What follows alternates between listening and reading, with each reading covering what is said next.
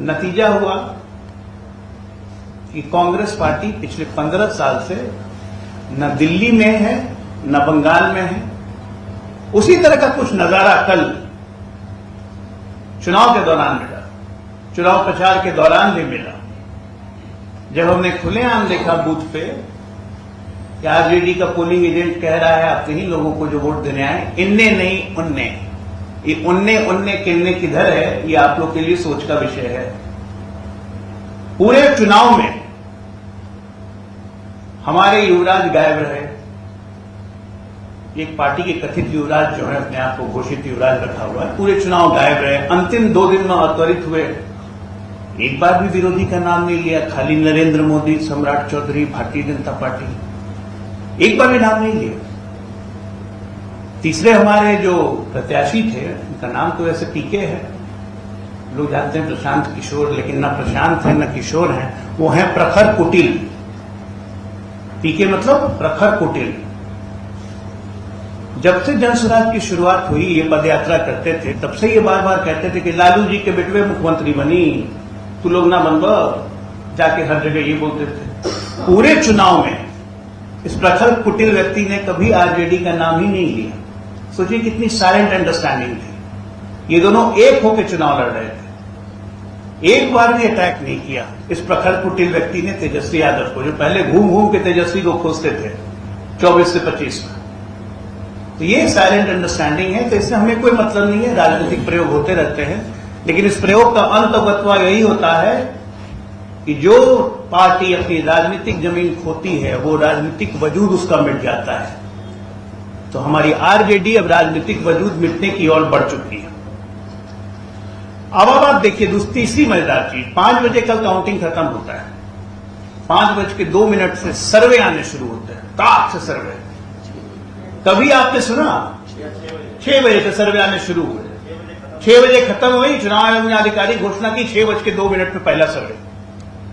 भाई हम लोग इतने दिन से राजनीति में हैं, आप लोग पत्रकारिता में हैं, प्रदेश का चुनाव हो, देश का चुनाव हो, फाइनल रिजल्ट आते आते 2-3 घंटा लगता है।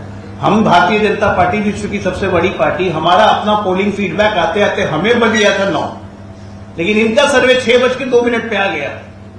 कौन सा मत? कोई लोक मत है, कोई जन मत है, कोई अपना मत है, कोई तेरा मत है, तू खा मत, तू पी मत, तमाम तरह के सर्वे जितने होते हैं ऊपर से नीचे तक, वो सर्वे आना शुरू किया। सर्वे के माध्यम से संदेश प्रसारित किया गया, फलाना जीत गया, फलाना हार गया, इतना परसेंट। सेफोलॉजिस्ट की बाहर आ गई थी कल शाम से बिहार में। ये फेक सर्वे जो है, किसी का ऑफिस है दिल्ली में, मालवीय नगर में, किसी का ऑफिस है लखनऊ में, और किसी पार्टी का झंडा लगा हुआ है। तमाम तरह के फर्जी इन्फ्लुएंसर्स, ऐसा हो गया, वैसा हो गया, ये बढ़ गया, वो बढ़ गया। मतलब क्या आप साबित करना चाह रहे हैं? हार की कुंठा इतनी बढ़ी हुई थी कि पूरे चुनाव अराजक की तरह बिहेव करते रहे। चुनाव के एक रात पहले जक्कनपुर थाने में बैठ के पुलिस ऑफिसर्स पे दबाव डालने की कोशिश की। नियम तय है, चुनाव प्रचार खत्म हुआ, जितने बाहरी कार्यकर्ता हैं, जो वोटर नहीं है, वो एरिया छोड़ के चला जाए। हम लोग भी जाते हैं चुनाव प्रचार में, छोड़ के चले जाते हैं। क्यों नहीं गए भाई? पुलिस कार्रवाई नहीं करेगी। और तो जक्कनपुर थाने में रात भर बवाल काटा 2 बजे तक, ताकि कवरेज मिलती रहे, सिंपैथी हासिल कर सकें। चुनाव प्रचार के दिन मैं भी चुनाव लड़ चुका हूं, हमारे दोनों बगल में विधायक हैं। चुनाव कैंडिडेट की गाड़ी में कैंडिडेट, ड्राइवर और उसका अंगरक्षक के अलावा चौथा व्यक्ति अलाउड नहीं है। आप सबने देखा कि कल माननीय प्रखर कुटिल जी कितने लोगों के साथ कितनी गाड़ियों के काफिले में घूम रहे थे या नहीं घूम रहे थे? 3 से 4 गाड़ियों में, और हर बूथ पे जाके अराजकता फैलाने की कोशिश की। महिला एसपी से दुर्व्यवहार किया, एन कॉलेज में मारपीट करने की कोशिश की गई। इनका पूरा प्रयास था कि किसी तरह से हिंसा भड़क जाए ताकि मुझे और माइलेज मिले। क्यों? क्योंकि रिजल्ट तो पता है कि 3 तारीख को रिजल्ट आएगा, मैं हारूंगा, तब मैं कह सकता हूं कि तंत्र, सरकार और भाजपा ने मिलकर मुझे सुनियोजित तरीके से हरवा दिया। जबकि सच्चाई है कि इस व्यक्ति ने लगातार पूरे चुनाव में, चुनाव के पहले ही इसने एक अराजकता की प्लानिंग की हुई है। Social media influencer, YouTube influencer, बाहर के लोग। अब बताइए, भारतीय जनता पार्टी का हर व्यक्ति, दूसरे राज्यों में चुनाव होता है तो जाता है, हम लोग भी जाते हैं, सब कोई जाते हैं। हमारे राज्य में चुनाव होते हैं, लोग आते हैं, लेकिन चुनाव प्रचार खत्म होते ही 5 बजे सब कोई जगह छोड़ देते हैं। यहां हमारे राष्ट्रीय अध्यक्ष ने 16 तारीख को इस्तीफा दिया। 17, 18, 19 से जन स्वराज के 8-9 हजार कार्यकर्ता बांकीपुर पटना में आके डेरा डाल के बैठ गए।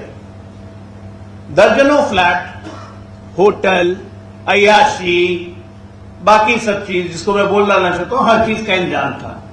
धन बल का इंतजाम इस तरह से किया गया जिसका कोई हिसाब नहीं।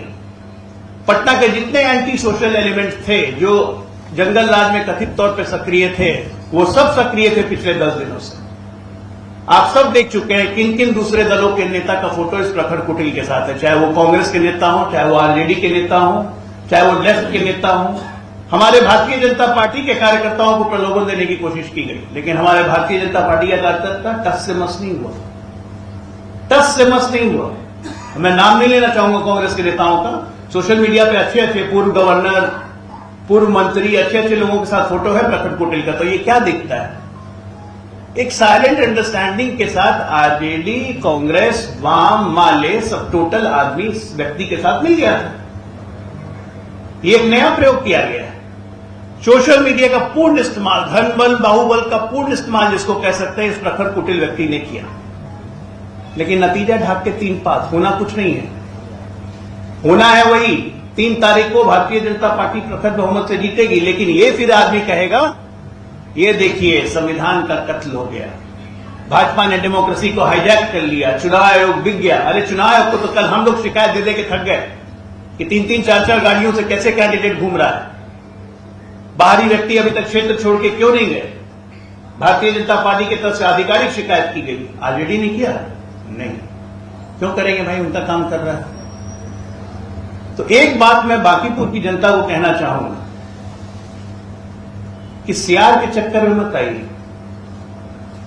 बहुत लोग सियार के चक्कर में आए होंगे, बदलाव करेंगे बदलाव करेंगे। ये कोरोना वायरस है, ये एक ही चीज का बदलाव कर सकता है, बर्बादी का। बहुत मुश्किल से बिहार निकला है बर्बादी के रास्ते से बाहर पिछले 20 सालों में, और हम प्रगति के रास्ते पे चले हैं। इस आदमी की सोच में अराजकता है, ये हर आदमी को इस्तेमाल करता है। आप ही बताइए, भरत तिवारी की मां के साथ इन्होंने क्या किया? इस्तेमाल ही किया ना। क्या सही था ये? बाद में उसका खंडन हुआ।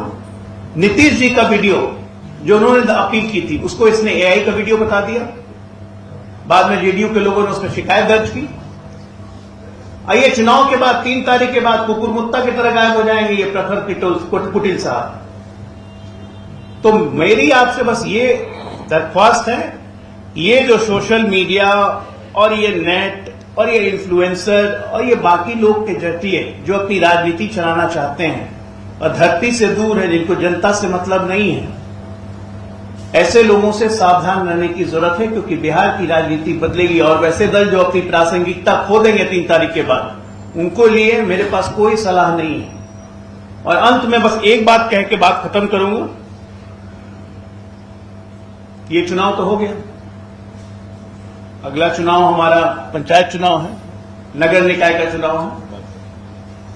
तो प्रखर कुटिल जी से आग्रह है, करहगर से मुखिया का चुनाव लड़िए। भारतीय जनता पार्टी का एक एक कार्यकर्ता करघर का आपको 100 रुपया चंदा रहेगा। धन्यवाद। अगर इस संदर्भ में कोई सवाल है तो एक ही करके आप लोग सवाल ये है कि क्या अब आप लोग मान रहे हैं कि प्रशांत किशोर दूसरे नंबर पर आएंगे और आपकी टक्कर सीधे प्रशांत किशोर से थी? टक्कर ही नहीं, टक्कर तो कभी थी नहीं है। नंबर 2 पे आएंगे, नंबर 3 पे आएंगे, ये सवाल आपको जाके पूछना चाहिए युवराज से। युवराज साहब आपने वोट ट्रांसफर क्यों करवाया? आपके पोलिंग एजेंट इन्हें नहीं उन्हें क्यों कह रहे थे? आप कहां गायब थे पिछले 20 दिनों से? कांग्रेस के नेताओं की फोटो प्रखर कुटिल साहब के साथ क्यों आ रही थी? टक्कर उक्कर यहां पे कुछ नहीं था। जिस दिन से चुनाव शुरू हुआ उस दिन से हम कह रहे थे कि बांकीपुर की जनता के दिल में भाजपा है, तो यहां टक्कर कभी नहीं थी। और मैं इसलिए कह रहा हूं कि इनका चेहरा दिखाना जरूरी था। ये प्रखर कुटिल है।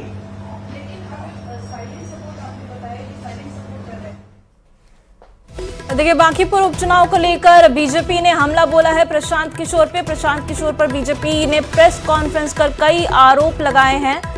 बांकीपुर उपचुनाव को लेकर हमला बोला गया है। अजय आलोक ने अभी प्रेस कॉन्फ्रेंस की बीजेपी की तरफ से और कई आरोप लगाए।